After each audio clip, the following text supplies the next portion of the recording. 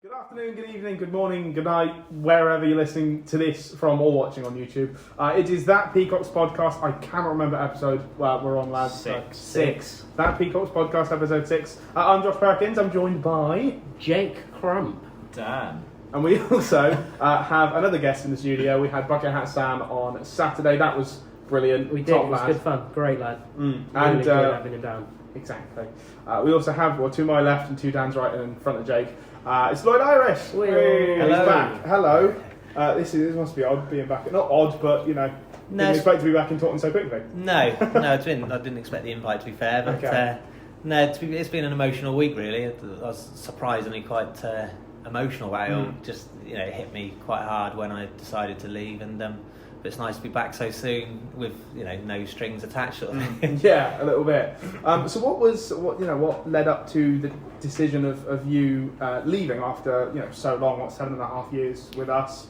How did it all come about? Just lack of games. I'm 33 now, and over the past 2 years we've had COVID affected seasons as well. So I've probably only played 40 games in the last 3 seasons added up, and at 33 I've only got a few tomato seasons left, and I just felt that with Will doing so well, and I can't justify that he's doing so well, so they can't just take him out, and that would only put more pressure on myself anyway. So it just felt like a good time to go and get some games, and then to find that Craig Laird was looking for a goalkeeper who gave me the opportunity when I first left here in 2010 to go to Western to play in the Conference South.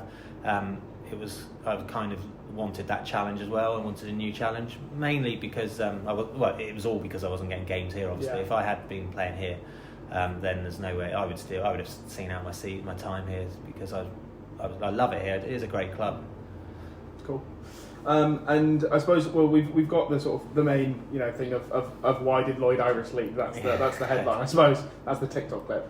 That's the TikTok. But we'll start from the beginning really. What got you into football from a young age? What clubs did you join at? Maybe you're at school or college or anything like that. What is the journey basically of Lloyd Irish? I was the runt of the pack at home, so so my brothers Owen and Lewis both played for Swan actually. They used to chuck me in goal. I didn't have much say in the matter, so I was chucked in goal from an early age, and then I played for, I think my first professional club as a youngster, like a youth team, was Exeter City, and I left there when I was about 14, I think. No, yeah, probably 14. I went to Millfield School then, and that was just too. It was too much commitment to go to Exeter, so I was there for a couple of years, which was great. Decided not to stay on at that school and went back to Richard Jewish College, and that was probably the best move I ever made, which sounds silly because leaving school at Millfield, but that's when I bumped into Len Bond, and he was at Yeovil Town at the time, right? And so within sort of 3 or 4 months of being at the college, I got asked to go into Yeovil Town, and I was there for about 3 or 4 years. That was just unbelievable. Like some of the experiences I had then, just because I had sort of knocked football on the head at 14, I didn't think I was going to get anywhere. That was until I was about 20. Then I was probably here when I was 19, I think, and here for 2 years. Went to Western for 4 years with Craig Laird, in a Conference South. Then I went to Bideford for about 10 matches. Didn't really like that. Then came back, and I've been here since October 2014. So October 2014. That's a while ago. That seems like it's weird. I have this whole thing of 2010, that kind of thing. That was only a few years ago. Yeah. 2010 is 12 years ago. Yeah, it was 2022. It's a long time. Time goes by very, very quickly. Obviously, Lloyd, you were really the first person I spoke to from the club. I can't remember why I messaged you.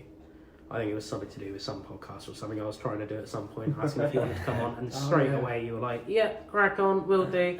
It's like, ideal.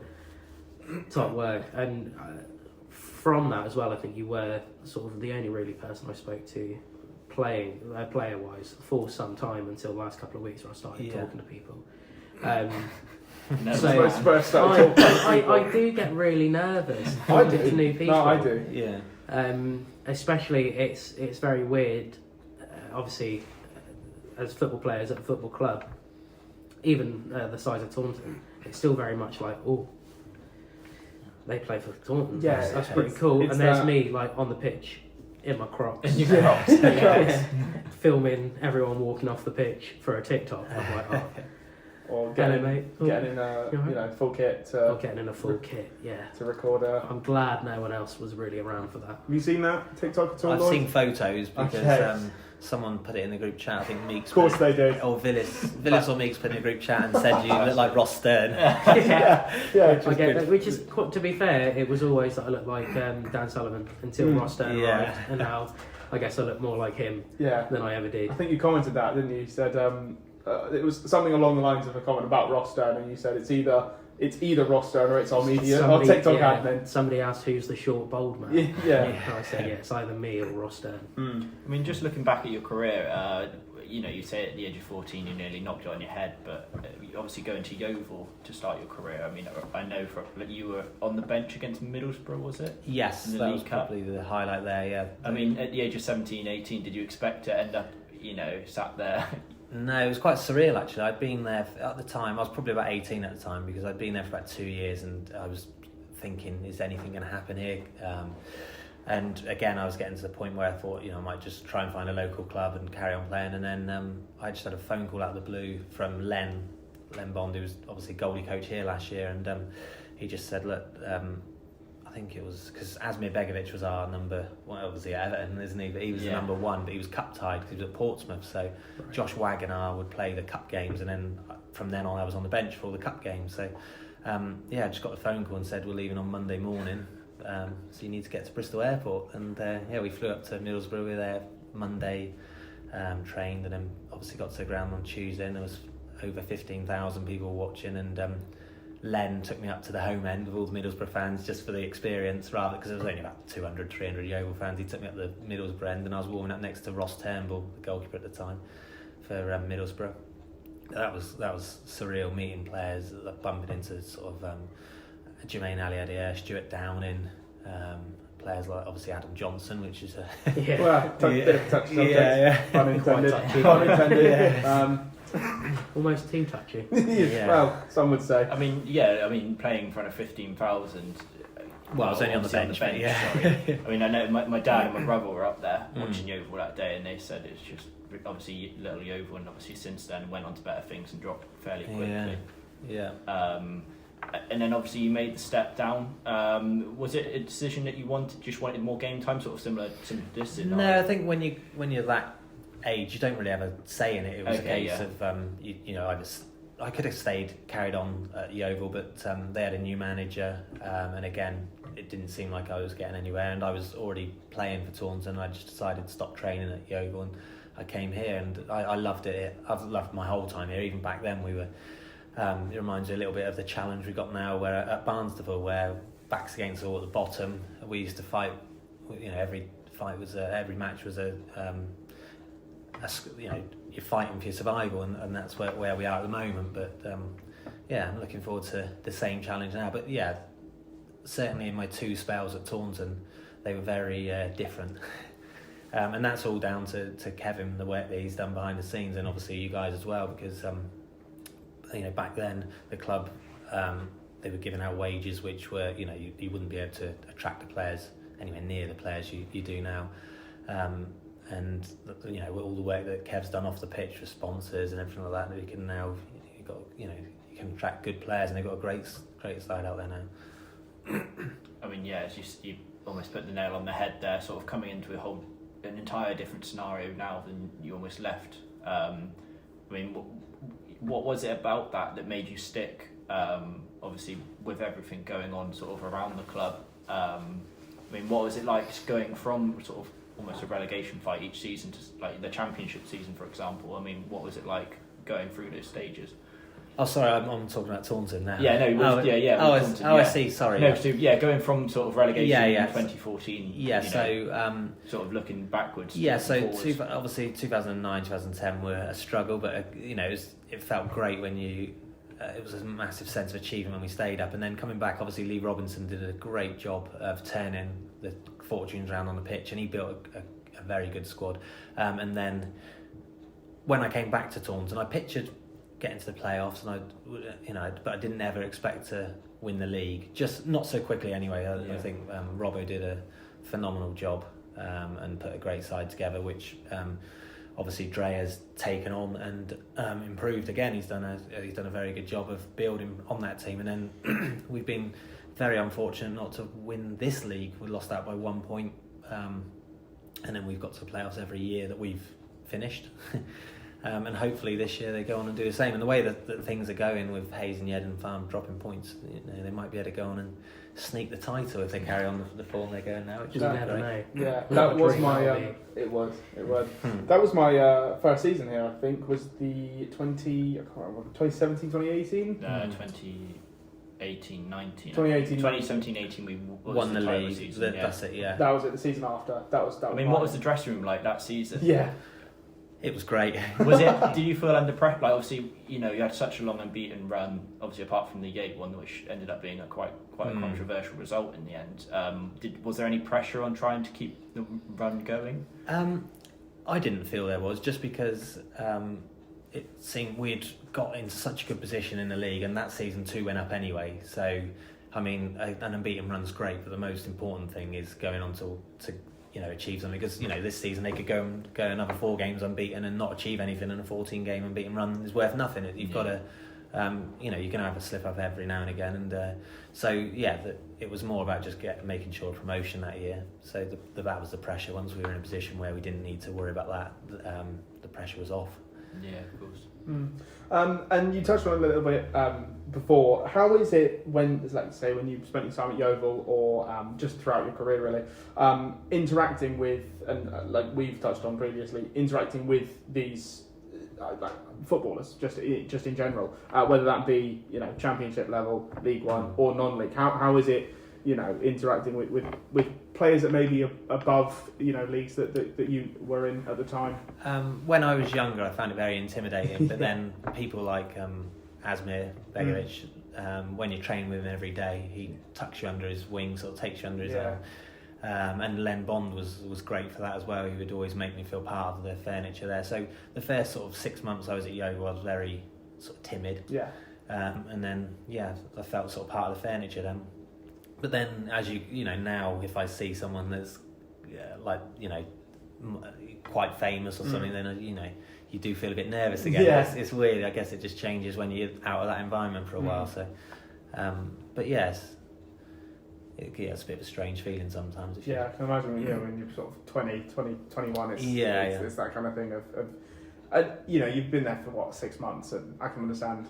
You've been. I mean, as you were saying before, Jake, like, even just the level that like Taunton Town are at, I still sometimes am like, hold on, he's a footballer, so I still get that level of like, I can't, I remember again, obviously before I sort of really threw everything into the media team here, I was managing out at Coomay. Yeah. And I remember reaching out to Rob Dre, and I was like, Rob, can we have a chat one day about management? Because I was like, I'm here to do a job. I want to do a good job.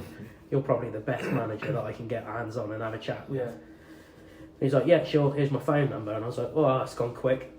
He was like, give me a call whenever you can, and we'll sit down and chat. So I was all right. So I sat down, I had like a little notepad out and everything. I was like shaking, I couldn't write. I was like, hello Rob, it's Jake. He said, we can have a chat about management? He was like, yeah.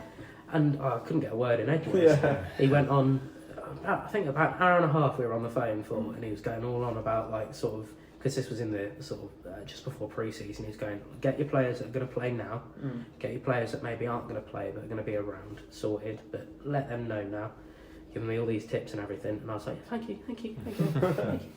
And I was so, that was just on the phone. Meeting people, honestly, I'm a nightmare at it. I really struggle, but it's a laugh. Yeah, it's good fun. Like you're saying about with the players, like I turned 23 a couple of weeks ago. Yeah, there's players coming in now that are 18, 19. When you look at them, like Zach, for example, is 21, is he? Yeah, something like that. Jay's 21, and they, I still feel like younger. Yeah. I feel like a kid, like the little media kids. Yeah, no, that's exactly. I'm just a little media kid, but I struggle to. Am I right in saying that Johan's 20? Or 20 or 21. Yeah. And he's what? 3 times the size of me? Yeah. I'm 23. That's just. You look not younger good. than Johan, Jake. You reckon? Yeah. Normally I get put at like 40 odd, so Okay, I say that. that's a plus. Yeah, and we went through some of the TikTok questions last week on Saturday with Sam. We did. Just in regards to some of those, I think it would be good from a former player to answer some. The one that sticks out to me, and Dan and I both said Nick for this. Who's the funniest player that you've interacted with in the Taunton dressing room? The funniest player. So the funniest person in the dressing room has got to be Meeks, I think. Yeah. Obviously he's not a player, not anymore anyway. Well, I don't know. It might be tonight. Well, yeah. The funniest player. That's a difficult one, really. There's a lot of. To be honest, the dressing room is the best dressing room I've played in since I've been back at Taunton, and that's no disrespect to anyone else I've played with. It's just that the team that I've never been part of a team that's so together sort of thing. Mm-hmm. It's and everyone offers something in that dressing room, so it's, that everyone is funny in their own way. Yeah. I can't say there's a single person in there that doesn't make me laugh at some stage of the day. So yeah, it's hard to actually pick out someone that's would be the funniest. They're all very funny. Good characters. You're a politician. Yeah, that's a very diplomatic. No, but it's actually I genuinely mean that as well. Yeah, I'm sure. Yeah. What was the other question we had? The other question, I think, was slightly reworded. So the question was, who is your favourite Taunton Town player? Yes. It was put to us. Who's your favourite person that you've played with over your time at Taunton? Sort of, I guess, ability-wise, or like ability-wise, who was just the best on the pitch that you would say even now, like, come back, I want you in my team? That's difficult. We played with some players that at the time were, we didn't think they stood out that much, like lone players. Riley Towler was obviously very young at the time. Ryan Broom was young at the time, and now they've gone on and they're both championship. Riley's a championship player, and Ryan Broom a League One player. So it's strange how football works. I can't, off the top of my head, I can't think of someone that I would say was the best player that I played with, but the best person that I played with, the best team, the best teammate I've ever had is Jamie Price. Yeah. I've played with him at a few clubs, and he always puts everyone else first. He's a great captain, a great leader, and he'd be if I had to pick someone over my time to play with again, it would be Jamie Price. Yeah. Okay. If we had to go with just branching out from the team that you've played with, or players you've played with, if you had to name 3 of your all-time greatest footballers, it's a tall order, but it's a tough question. Whenever someone asks me this, I never know the answer. I love watching football, but I don't. It's like I never think of it in that way. So, but Stephen Gerrard would definitely be on there. Obviously, he's not a goalkeeper, but don't have to name all goalkeepers. The best goalkeeper when I was younger, I used to love David James. I don't know. Obviously, I was a Liverpool supporter, so that's probably why. So I can't really use him. He's not the best. So we need to see. Yeah, David Seaman actually. His Mark Noble's the best player. Well, just because I'm a West Ham fan. But David Seaman was that save against Sheffield United in the semi-final of the FA Cup was just unbelievable, and he was a great goalkeeper. And then we'll probably go with Mo. Let's go with someone in the present, Mo Salah. Mo Salah. He is class. I wind up my boss who's a Liverpool fan. Okay. Just constantly. He was talking about him the other day. I was like, who? Mo Salah. I was like, oh yeah, I've seen something about him. I was like, he's not very good though, is he?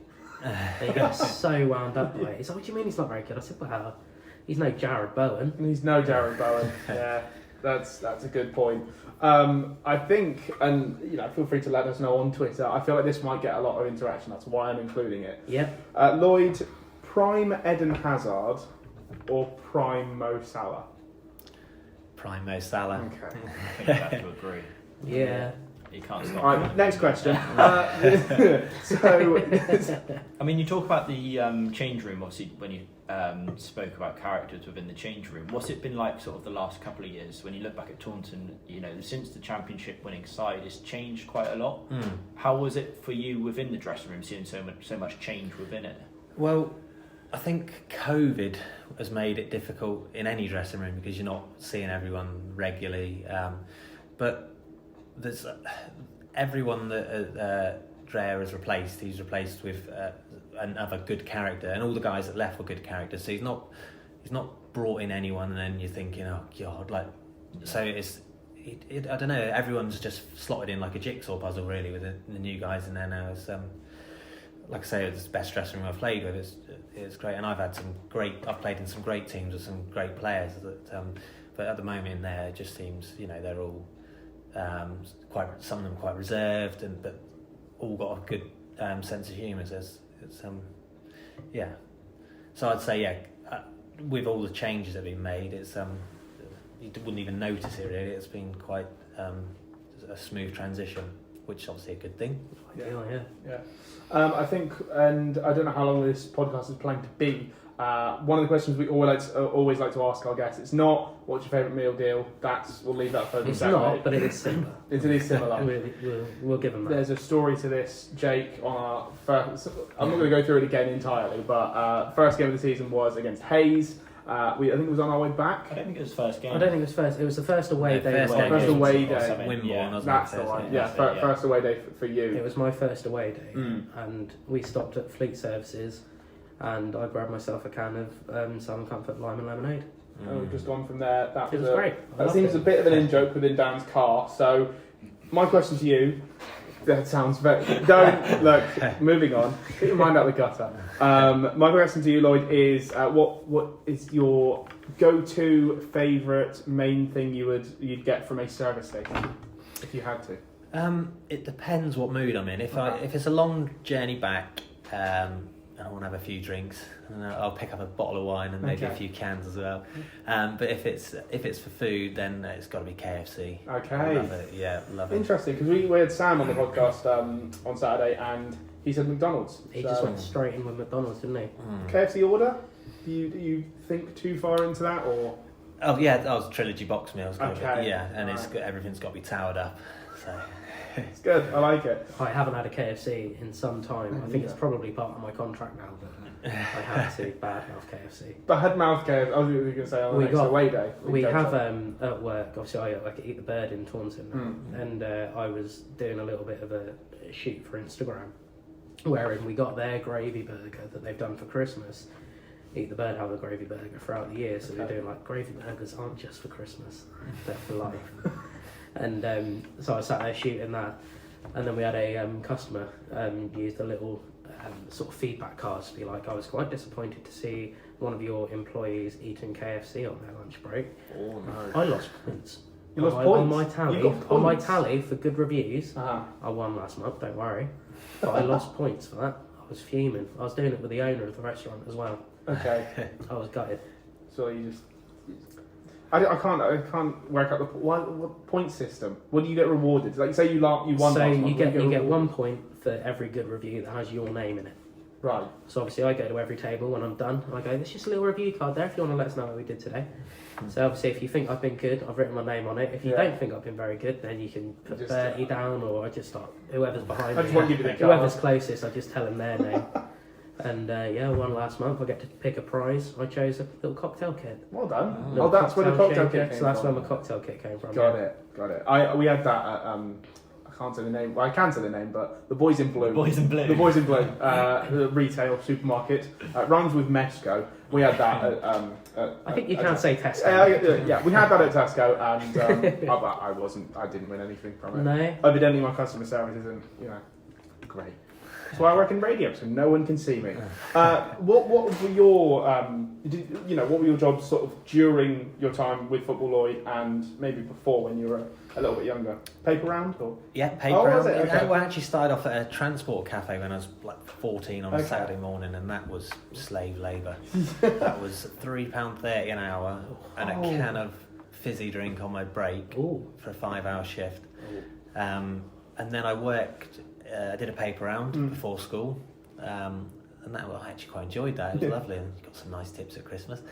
And then I worked at a supermarket when I was at Yeovil because I needed to make up the money. I wasn't on good money, so worked in a supermarket. Then I was a window fitter. Then I got into the company I was with previously, which was clean water. Started off in the office, worked my way up to a project manager. Then I qualified as an operations manager. Then I left there in May and went to work with my father-in-law for a little while. And then I've just recently become a director of another company now, drainage company. Great. So that's it's been quite a nice rise in the background of football, and I've got to the stage now where obviously my football's still very important to me, but I've got this project going on in the background, and it's not, again, with the whole not playing, it hasn't got to me as much as it would have because I've got all that to put my my time and effort into. It obviously has been disappointing still, of course. But I'm back playing now. Get some games under my belt, and great. Good stuff. I think that's it from me in terms of my questions.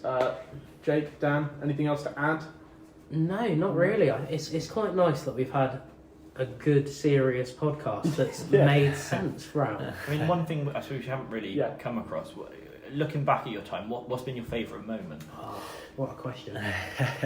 I'd say there's probably been a few. The favourite moment has got to be winning. No, that's a silly answer. The favourite moment has got to be getting to the FA Cup first round. That's literally that's got to be on everyone's bucket list, and to do that was just, that'll live with me forever. But then so will winning the league. But just the buzz of that FA Cup run was just unbelievable, and the team we had then was great. We had a great team then, and then obviously winning the league, and I think winning the Somerset Cup doesn't really appeal to me that much. I know I do, it's a nice little cup, but when we won it, when we beat Yeovil up here 1-0, when we had before there was a lot of money, or a lot more money going around available to the players, when we had very small budget, that was a great achievement to beat a pretty much Yeovil first team 1-0.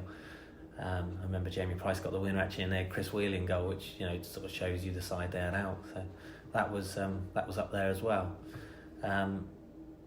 But to be honest, the whole time I've been here has been great. Even not just these big moments, it's just even the odd coach trip away, and you have some right laughs, and the tours going on, the end of season tours, and everything's been great. Yeah. What were the tours like? What was the best one? Chaotic. The best one.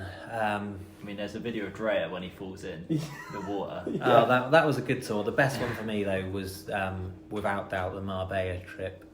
That would have been probably 5 years ago, and the guys Meeks had dared me to swim across the docks in the harbour in Marbella for €100. So I decided, that sounds like a good idea. So I got down to the water, and he said, if you do it naked, I'll give you an extra €10. So all right. So I took my. I was obviously okay. Yeah, I was obviously very drunk, and I thought, and it was a fair sized swim. It was probably. I had to swim there and back in 10 minutes, and it was the length of 2 lengths of the football pitch each way, I'd say. So probably swimming, and I'm not a very good swimmer when I'm sober. And so I agreed, whipped the cax off, down I went, swimming across, and we didn't realise it was I didn't realise it was such a busy harbour, and there's boats coming in, beeping the horn, there's jet skis flying past. So I got to the other side, and I looked back, and I could see when I was going across, I could see everyone in the distance. I turned around, and I could only see people in high-vis jackets. Something's not quite right here. So I swam back and got halfway, and I realised it was the police. So finished off the swim, got to the rocks, and they were waiting for me. But I stayed in the water till the guys got me some clothes, because the Coast Guard had thrown my phone, my wallet, the lot and all my clothes into the sea. Oh my God. So they had to go off to Meeks, went and bought me some shorts and some clothes, and so I had to chuck those on, and then I managed to get away without any further any further issues with the police. Please tell me he paid you the money. He didn't, and he hasn't to this day. I can't know. believe it. We'll have to have But words. but he did buy me those super dry shorts, the orange ones. They're the most rascal shorts ever, and I do still wear them You still now have just them? for a laugh. Yeah, Right. they're the bright orange ones. They travel with me. They're the first thing in my suitcase. When Right, I'm yeah. I think that's It's the a mark novelty. that's the mark of a good trip is when they've stayed with you for Yeah. 5 years or whatever. So Yeah, but that's we had some great. great trips as well. Like in the Matt Wright, Ed Palmer era, we went to Albufeira a couple of times. The Marbella one for me stood out. It was just something else. It was very entertaining. Yeah, But- nice one. That's brilliant. Just before we finish up, Go on. I was just talking to Josh about this before you guys arrived. Playing a bit of Football Manager at the moment. And Oh. I've got a database that goes all the way down to tier 10, and obviously that includes Taunton Town. So I started a little Taunton Town save. Okay. That's been going well. You've not kept a clean sheet for a while. Oh, that's the same as this season then. We've lost all the cups in the first round to Ooh. teams leagues below us. It's Right. been awful. I started a little Bristol Rovers save. Bought you and Toby Holmes Oh, nice. just because I thought it's got to be done. It's got to Yeah. be something to chat about. If it goes well, I can take some screenshots and make a TikTok out of it for Taunton Town. Yeah. Gave Always you thinking. your debut for Bristol Rovers in the Carabao Cup against Luton Town. Yeah. By far the better team, but they just had two absolute worldies. Top Uh. bins, both of them, and we lost 2-0. Ouch. Toby Holmes, on the other hand, he's a man on fire. Yeah. Hat trick on his debut, Well, 2 that's- goals in his next game and an assist. He's the league's top goal scorer after I think 7 or 8 Sounds a bit games like it is played. out there then. Yeah, so- yeah. So Bristol Rovers, if you're looking for a new striker, Yeah. No. pay us good money. I was going for to say, it. yeah, pay us good money. Yeah, we'll have or, good money for him. or But we'll, Toby Holmes does the job. We'll have him. But yeah. We'll keep him. It's been ideal. So you're in the list of players that I don't have an issue with because of Football Manager, whereas Dan Sullivan's still he's on my naughty list for forcing a move to Weymouth the other year. Oh yeah. Can't let him off for that. No. We'll get him on the podcast. We'll get him on so the you pod can and I'll tell him cheer him off. out. Sorry. Yeah, Yeah. that's fine. Right, I think that's all good. Thanks ever so much, Lloyd, for your time. No problem. Thanks for Appreciate having it. me. All the best with Barnstable as well and the rest of the season. Yeah, thank you. Thank you for all of your years of service as well, just as a it's town been great. fan. you Yeah, know. no, it's been great. It's been my pleasure. I've loved every minute of it. So. Great.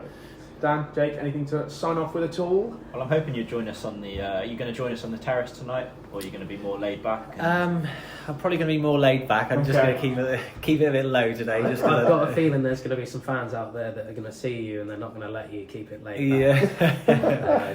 Good luck keeping a low profile. Yeah. All right, that is that Peacocks podcast episode 6. Thanks all. We'll see you soon. Bye. Cheers. Cheers.